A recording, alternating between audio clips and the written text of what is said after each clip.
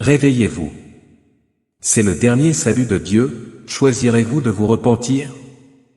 Fléaux, inondations, tremblements de terre, guerre, éruptions volcaniques.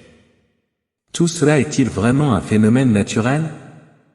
Les amis, avez-vous aussi l'impression que les catastrophes balaient le monde de plus en plus fréquemment?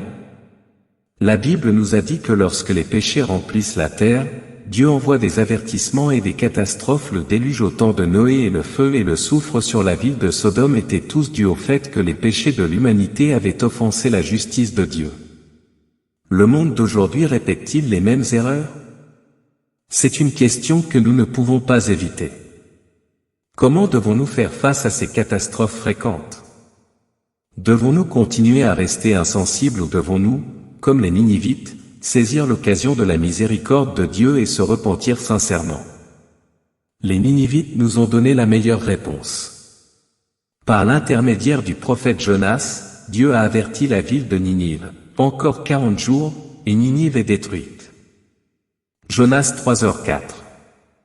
Ils ne l'ont pas ignoré, ils n'y ont pas résisté, mais ils ont agi immédiatement, et tous les habitants de cette ville ont confessé leurs péchés, se sont repentis, se sont détournés de leurs mauvaises voies respectives et ont abandonné la violence dont leurs mains étaient coupables.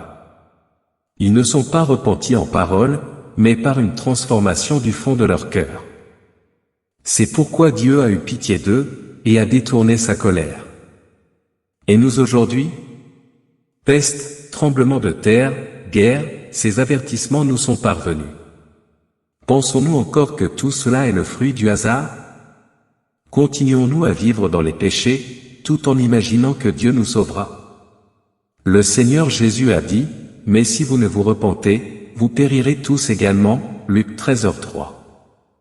Mais la véritable repentance ne consiste pas en des slogans vides ou des larmes dans la prière, mais à se détourner du péché, à agir conformément à la parole de Dieu et à se débarrasser complètement de l'esclavage de Satan. Seul un tel repentir peut conduire à la miséricorde et au salut de Dieu. Dieu dit, cette « mauvaise voie » ne se réfère pas à quelques actes malfaisants, mais à la source malveillante du comportement des gens. Se détourner de sa mauvaise voie signifie que les gens concernés ne commettront plus jamais ces actions.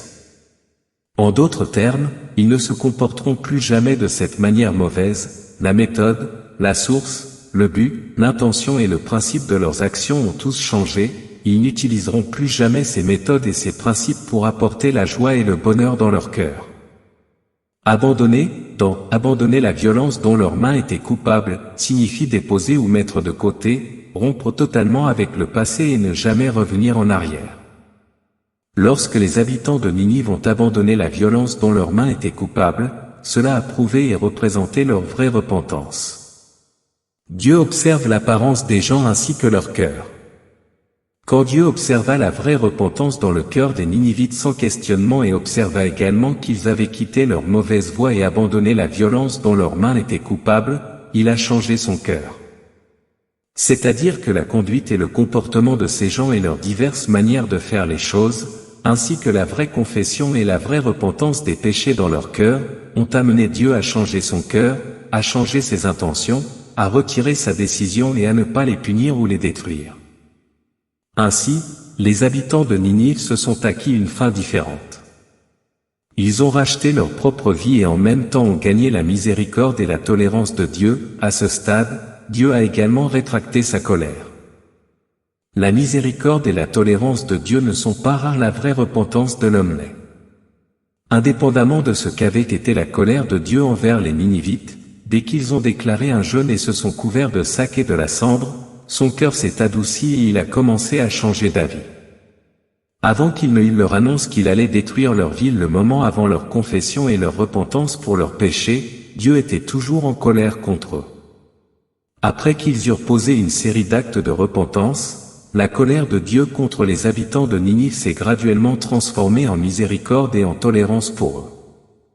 Il n'y a rien de contradictoire au sujet de la révélation coïncidente de ces deux aspects du tempérament de Dieu dans le même événement.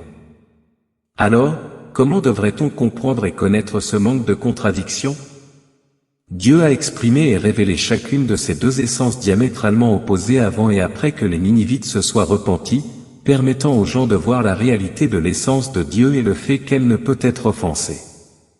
Dieu a utilisé son attitude pour dire aux gens ce qui suit, ce n'est pas que Dieu ne tolère pas les gens ou qu'il ne veuille pas leur montrer de miséricorde, c'est plutôt qu'il est rare qu'ils se repentent vraiment devant Dieu, et il est rare que les gens se détournent vraiment de leur mauvaise voie et abandonnent la violence dont leurs mains sont coupables.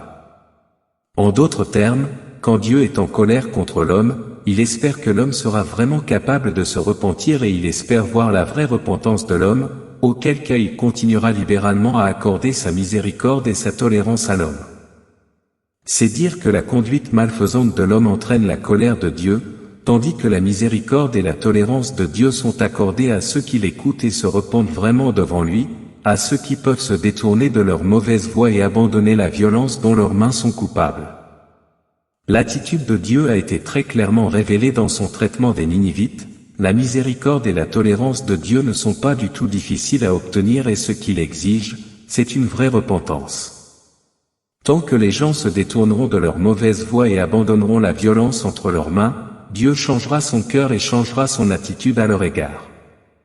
Les amis, Dieu ne veut pas que nous tombions dans les désastres, mais sa justice ne tolérera jamais les péchés. Le moment est venu de se repentir, êtes-vous prêt à saisir cette dernière chance comme les Ninivites? Cliquez sur le lien WhatsApp sur la page d'accueil pour assister à notre prédication gratuite, étudier la parole de Dieu, trouver le chemin vers la vraie repentance, et laissez la miséricorde de Dieu vous parvenir, ainsi qu'à votre famille. N'attendez pas la destruction pour vous repentir. C'est maintenant le meilleur moment. Cliquez sur le lien WhatsApp, rejoignez-nous gratuitement et recevez chaque jour des messages puissants de prière et d'encouragement.